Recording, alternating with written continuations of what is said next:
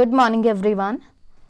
आज की हमारी डेफिनेशन है यूनिवर्सल ग्राफ और यूनिवर्सल ग्राफ के बेसिस पे कुछ थ्योरम्स करेंगे। अगर आपको लास्ट वीडियो याद हो तो हम लोगों ने पढ़ा था उसमें आइलर ग्राफ। आइलर ग्राफ क्या था? एक ऐसा कनेक्टेड ग्राफ जिसके पास एक क्लोज्ड वॉक होती है सारी एजेस को कंटेन करने वाली।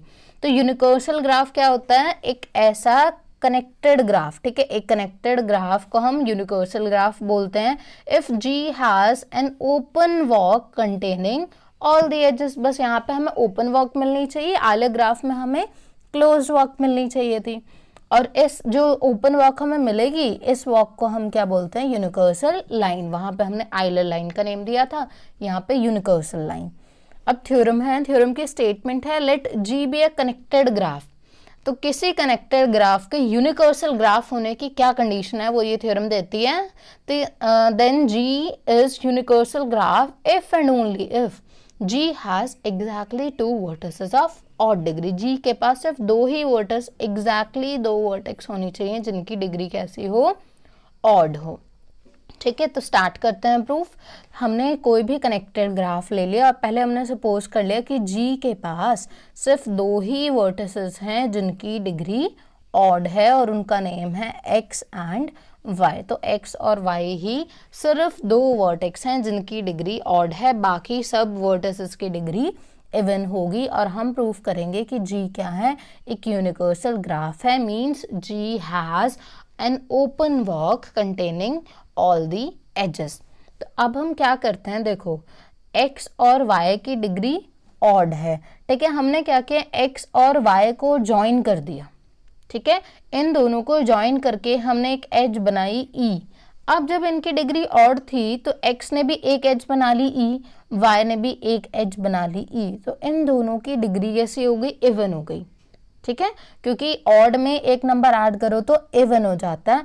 और हमने उस ग्राफ को, देखो जी था, जी के अंदर इन दोनों के बीच में कोई एज नहीं थी, एक्स और वाई के बीच में। अगर थी भी तो जितनी भी थी वो उतनी थी, वहां पे ऑड डिग्री थी। हमने उसमें एक और ऐड कर दी एज और उसको एक नया नेम दे दिया जी डैश ग्राफ को। इसके अंदर वर्टेक्स सेट तो सेम है, वी वर्टेक्स हमने इंक्रीज नहीं की बट हमने एजेस इंक्रीज कर दिए हैं। तो ई डैश, और ई डैश किसके इक्वल है? ई यूनियन ई के, ठीक है। इस एज को और ऐड कर दो इस ई में। तो अब हमें एक्स और वाई ऐसी दो वर्टिसेस हैं किसके? जी डैश की, जहां पे इन दोनों की डिग्री इवन है। तो एक्स और वाई जब जी में होंगे तो उनकी डिग्री ऑड लेनी है, जब वो जी डैश में होंगे तो उनकी डिग्री इवन लेनी है। Is that clear? अब आगे देखो कैसे प्रूफ करना है। अब देखो यहाँ जो जी डैश है वो कनेक्टेड ग्राफ होगा, क्यों? क्योंकि जी भी कनेक्टेड था, उसमें एक एज और ही तो ऐड किया, तो जी डैश भी कनेक्टेड होगा। So G dash is a connected graph और degree of X and Y is even, ठीक है। वर्टिसेस की डिग्री इवन है। So this in new graph G dash, अब जो एक्स और वाई क्या थे?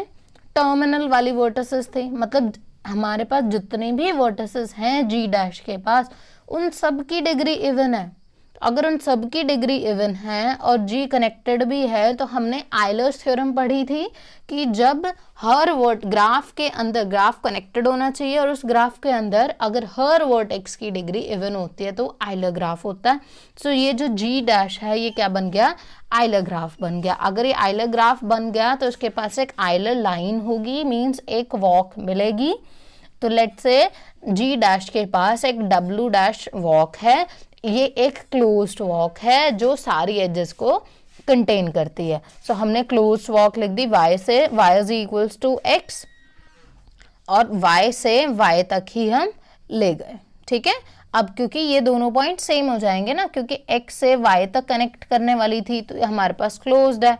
सो y से लेके y तक हमने ये लिख दिया। अब हम क्या करेंगे? देखो इस वॉक के अंदर जितनी भी एजेस हैं वो सारी जी की ही एज हैं, ठीक है, एक्सेप्ट वन एज। कौन सी वाली एज? जो हमने ई एक एक्स्ट्रा ऐड की थी, कहां से कहां तक?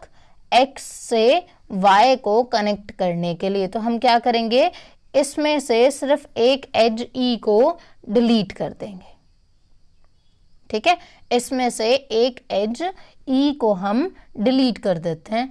इसको ऐसे लिखो, देखो ये आएगा YEX, ठीक है, ये ऐसे लिखो, यहाँ पे इक्वल नहीं आएगा, यहाँ पे ई एज आएगी, ठीक है, हमने गलत बोल दिया था, ये टर्मिनल पॉइंट्स थोड़ा थे, x और y, हमने y से स्टार्ट किया, y तक खत्म कर दिया, y के साथ एक एज बना रही है x, और x के बाद वाला हमने वो w ही लिख लिया, क्योंकि x और y तो w में भी कनेक्ट होते हैं ना वॉक में, तो वो हमने सेम ही यूज किया, बस w डैश एक क्लोज्ड वॉक चाहिए थी, तो हमने e y और ऐड कर दिए, तो ये एक क्लोज्ड वॉक हो गई w डैश। अब हमने क्या किया, w डैश में से अगर मैं इस e को रिमूव कर दूं, इस एज को रिमूव कर दूं, तो इस वॉक में बस ये दोनों नहीं आएंगे, बाकी सब तो आएगा, तो ये जो वॉक होगी ये एक ओपन वॉक बन जाएगी x एंड y तक, और ओपन वॉक बन जाएगी और इसमें सारी एजेस किसकी आ रही हैं, g की आ रही हैं, सिर्फ एक ही तो रिमूव की, g डैश के अंदर, देखो g डैश कैसे बनाया था, g के अंदर एक और एज ऐड कर दी थी e,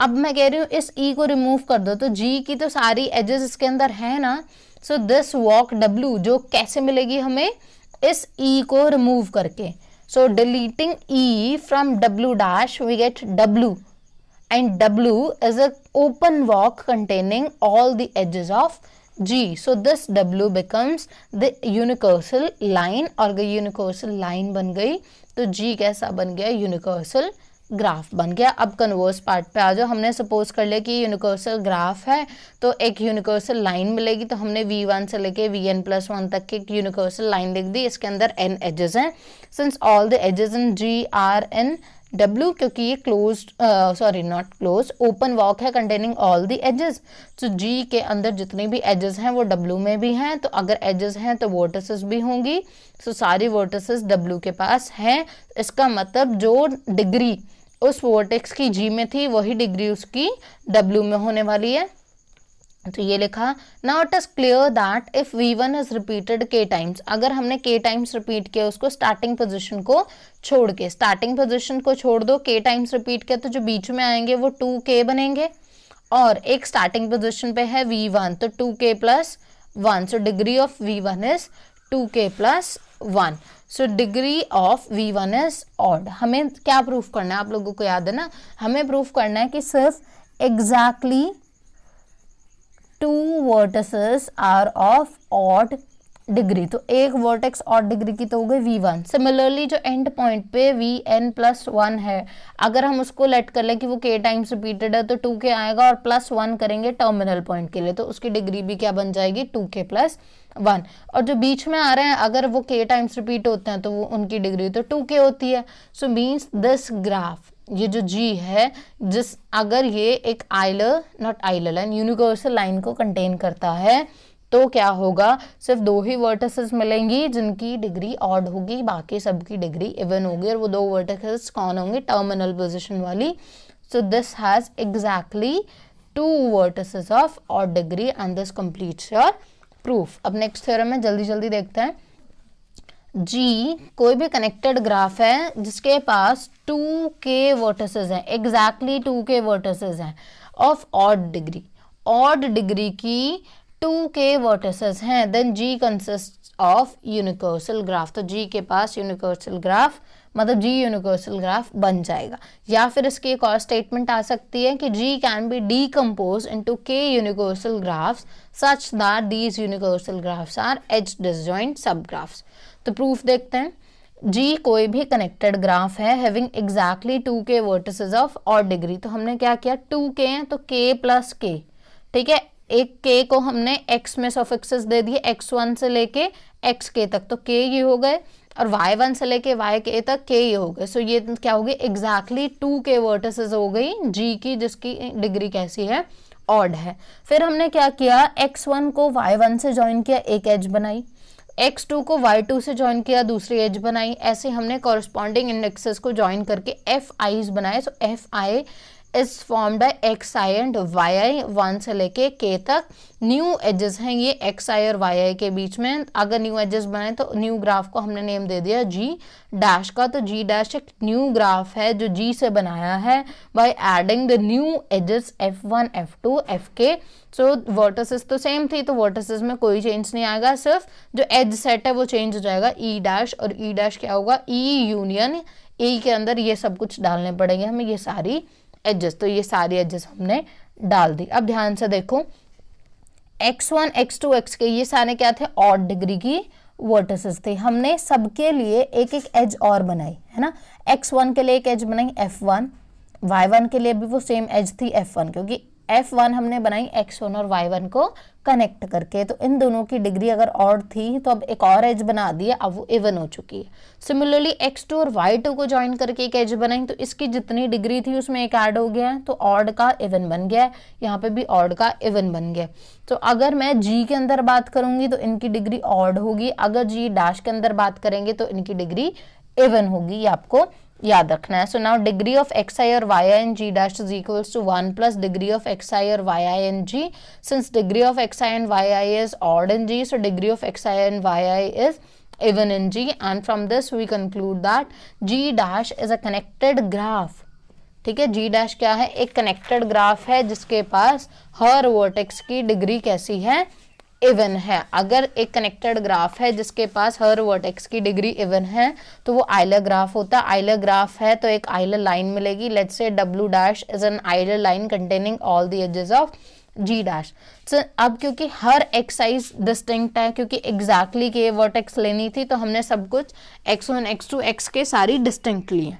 ऐसे ही वाई आईज भी डिस्टिंक्ट हैं, तो ये जो X I Y I's edges बनेंगी ये भी डिस्टिंक्ट होंगी। Means f1 f2 fk are not adjacent. अगर ये एडजेसेंट नहीं है, हम क्या कर रहे हैं, अब जो W डैश नया आइलर लाइन जो हमें मिली है, ठीक है, जो नई वॉक मिली है आइलर लाइन ओपन, हम क्या करेंगे, इसमें से धीरे धीरे करके एक एक ये एज रिमूव करें। अगर मैंने F1 रिमूव कर दी, W डैश कैसा था, आइलर लाइन था, मतलब ये क्लोज्ड था, क्लोज में से एक एज रिमूव कर दो आप तो वो ओपन बन जाएगा। सो एक ओपन वॉक बन जाएगी किसको, G डैश के अंदर, कनेक्टिंग x1 एंड y1।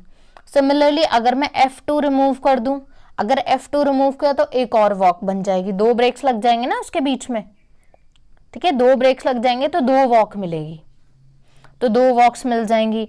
अगर F3 भी रिमूव कर दे तो तीन वॉक मिल जाएंगी। तो जितनी एजेस रिमूव करेंगे हमें उतनी ओपन वॉक मिलेंगी, मतलब उतनी ही यूनिवर्सल लाइन मिलेंगी। तो यहाँ पे k वर्टिसेस हैं, k एजेस हैं, sorry not k vertices, k edges को रिमूव करोगे तो k यूनिवर्सल लाइन मिलेंगी और वो k यूनिवर्सल लाइन डिसजॉइंट होंगी। ठीक है, सो हमारा जो G ग्राफ है वो डीकम्पोज हो जाएगा किसमें, k ओपन वॉक्स में, मींस k यूनिवर्सल ग्राफ्स में, और ये यूनिवर्सल ग्राफ्स कैसे होंगे, डिसजॉइंट होंगे। So this completes our proof.